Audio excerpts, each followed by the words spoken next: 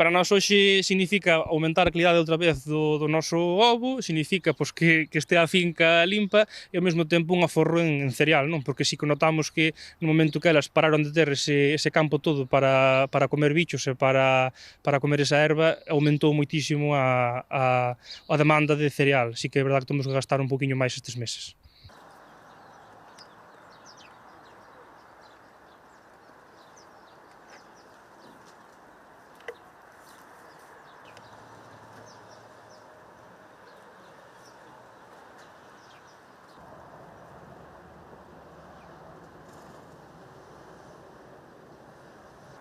Mas nós tiñamos claro que non queríamos que fora unha inversión, é dicir, invertir o primeiro e despois que elas se foran... Sí.